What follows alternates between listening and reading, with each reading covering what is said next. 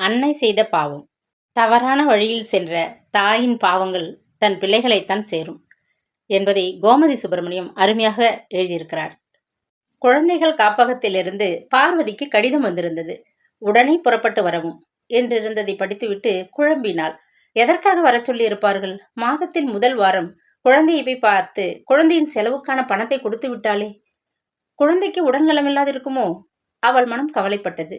நோயாளியான எஜமானி அம்மாவுக்கும் அவளது கணவருக்கும் தேவையான சாப்பாடு, டிஃபன், பிளாஸ்கில் காஃபி, பால் என மாலை வரைக்கும் தேவையான எல்லாவற்றையும் எடுத்து வைத்துக் கொண்டிருப்பதை பார்த்த வைதேகி கேட்டாள். பார்வதி, நீ எங்கேயாவது வெளியே போக போறியா? ஆமாம்மா, என் குழந்தையை பார்க்க போறேன். போன வாரம் தானே போயிருந்த, இப்ப மறுபடியும்? போகணும்மா, உடனே புறப்பட்டு வர சொல்லி கடிதம் வந்திருக்கு. என்னவோ ஏதோன்னு மனசு கலங்கி போனது. உடனே போயிருப்பேன். உடம்பு சரியில்லாத உங்களுக்கு ஆகாரம் செய்து வைக்காம போக மனசு கேட்கல. இருந்ததே இருந்த, ஐயா வந்த பிறகு போயேன். அவரே உன்னோடு வந்தாலும் வரலாம். வர முடியலன்னா துணைக்கு யாரையாவது அனுப்புவாங்க. வேண்டாம்மா, வழக்கம் போல நானே போயிட்டு வந்துடுறேன். உங்களுக்கு டிஃபன் செஞ்சு வச்சிருக்கேன். இப்போ காஃபி தந்துட்டு போறேன். ஐயாவுக்கும் டிஃபன் காஃபி செஞ்சு வச்சிருக்கேன், சாப்பிட சொல்லுங்க. ஐயாவோட ஃபோன் நம்பரை போட்டு கொடு, அவரை வர சொல்லி நான் பேசுறேன். வேண்டாம்மா, நான் போகணும், இப்பவே போகணும். செலவுக்கு பணம் எடுத்துக்க. என்கிட்ட இருக்குமா? உங்களோட அனுமதி தான் வேணும். போய் பார்த்துட்டு உடனே திரும்பிடுறேன். அங்கே இருக்கிற நிலைமையை பார்த்துக்கோ. ஒருவேளை குழந்தைக்கு உடம்பு சரியில்லாம இருந்தா அதேதாம்மா எனக்கு கவலையா இருக்கு. உடம்பு சரியில்லைன்னா இங்கே கொண்டு வந்துடு, நம்ம டாக்டர்கிட்ட பார்த்துக்கலாம். நர்சிங் ஹோம்ல அட்மிட் பண்ணணுமானா சேர்த்துட்டு நீ குழந்தையோட தங்கிக்கோ. நாங்கள் இங்கே எப்படியோ சமாளிச்சுக்கிறோம். சரிம்மா, நான் வரேன். பார்வதி புறப்பட்டு போனாள். வைதேகியின் நினைவுகள் எதையோ தேடின. மனைவி உடல்நலமில்லாது இருக்கிறாள். அவளை கவனித்துக் கொள்ளவும் வீட்டு பொறுப்பை நிர்வகிக்கவும் ஓரளவு படித்த பெண் வேலைக்கு தேவை என்னும் விளம்பரத்தை படித்துவிட்டு வந்து சேர்ந்தவள் பார்வதி. வயது 32லிருந்து 35க்குள் இருக்கலாம். திருமணம் ஆனவள் என்றும் அவள் கணவன் அவளை விட்டு பிரிந்து போய்விட்டதாகவும் அவள் படித்திருந்ததால் தன்னை காப்பாற்றிக் கொள்ள வேலை தேடிக்கொண்டிருந்த நேரத்தில்தான் அந்த விளம்பரத்தை பார்த்துவிட்டு அங்கே வந்ததாக சொன்னாள். தோற்றமும் பேச்சும் பிடித்திருந்தது. வேலையில் சேர்த்து கொண்டனர். சுவையாக சமைத்தாள். சுத்தமாக வீட்டை பராமரித்தாள். சமையல்காரன், தோட்டக்காரன், வேலைக்காரி என பலராக செய்யக்கூடிய வேலையை அவள் ஒருத்தியே கவனித்துக் கொண்டாள். நோயாளியாக அறைக்குள் அடைந்து கிடக்கும் வைதேகியின் தேவை அறிந்து அவளை பக்குவமாக கவனித்துக் கொண்டாள்.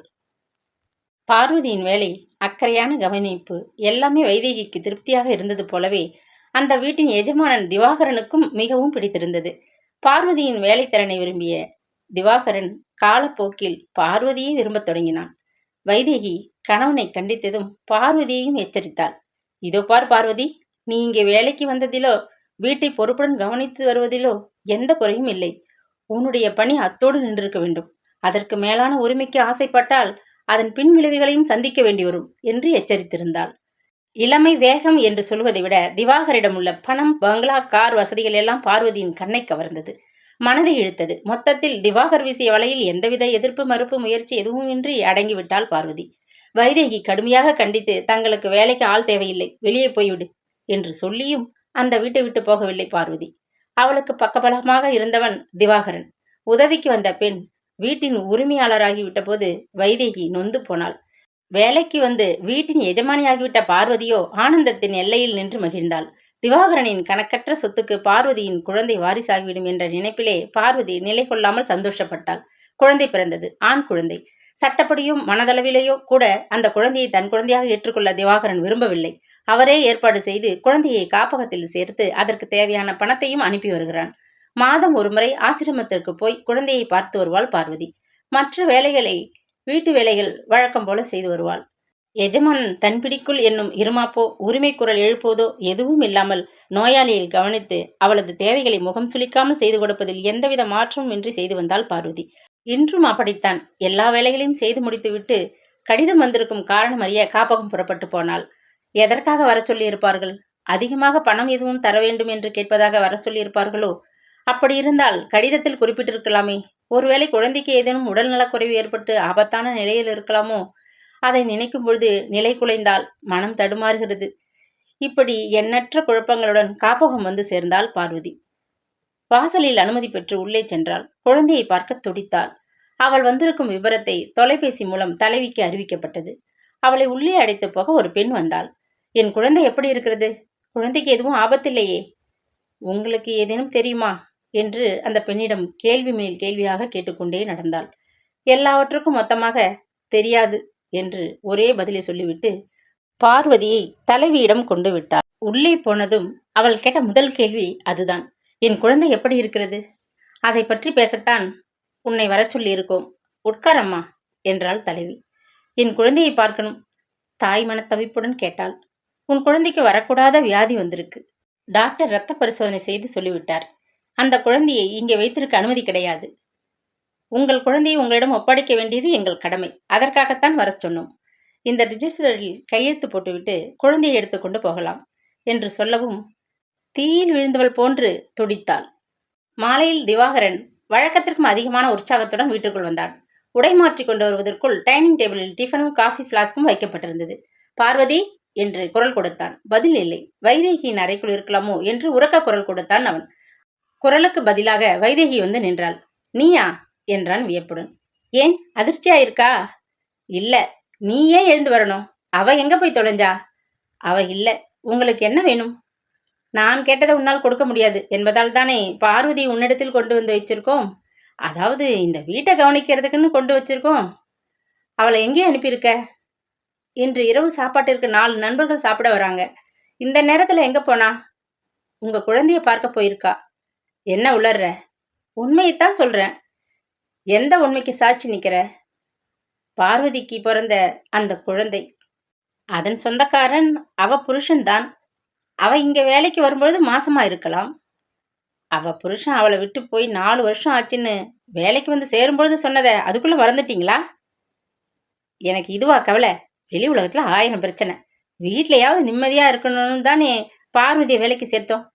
வீட்டு வேலைகளோடு மட்டும் நிறுத்தி இருந்தா நீங்க சொல்ற மாதிரி எந்த பிரச்சனையும் உங்களை பாதிக்க போவதில்லை.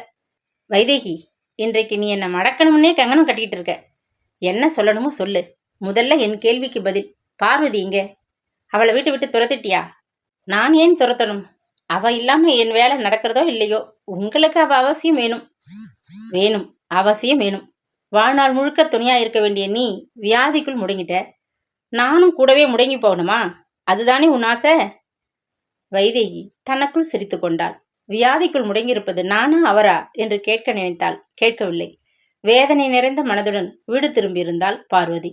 அவள் முகத்தில் படிந்து கிடக்கும் சோகத்தில் இருந்து அங்கே ஏதோ நடக்கக்கூடாது நடந்திருக்க வேண்டும் என்பதை புரிந்து கொண்டாள் வைதேகி. எதற்காக உன்னை வரச் சொன்னார்கள் என்று வைதேகி கேட்கவும் குமுறி அழுதாள் பார்வதி. என்னாச்சு பார்வதி? அம்மா, நான் உங்களுக்கு செய்த துரோகத்துக்கு நீங்க என்ன தண்டிக்கல. தெய்வம் என்ன பழி வாங்கிடுச்சும்மா. என்ன சொல்ற? குழந்தைக்கு என்ன ஆச்சு? உடம்பு சரியில்லையா? அப்படின்னா குழந்தைய உன்னோட எடுத்துட்டு வந்திருக்கலாம் இல்லையா? நம்ம டாக்டர்கிட்ட காமிக்கலாமே. என் குழந்தைக்கு எங்கேயும் வைத்தியம் கிடையாதும்மா. தீராத வியாதி, எய்ட்ஸ் நோய். எப்படியோ ரத்தத்தில் இருப்பதா சொல்கிறார்கள். என் குழந்தைக்கு எப்படியம்மா வந்திருக்க முடியும்? உன் குழந்தையோட இந்த நிலைக்கு காரணமானவங்க யாருன்னு உனக்கு தெரியுமா? தெரியலையம்மா. நான் சொல்றேன். உங்க ஐயா கொடுத்த வியாதி தான் அது. உனக்கு புரியல? உங்க ஐயாவுக்கு எய்ட்ஸ் நோய். அது தெரிந்து நான் அவரிடமிருந்து என்னை விலகிக் கொள்ள நான் போட்டுக்கிட்ட திரையாக என்னை நான் வியாதிக்காரி ஆக்கிக்கிட்டேன். நான் எழுப்பிய சுவருக்குள்ளே என்னை பாதுகாப்பா காப்பாத்திக்கிட்டேன்.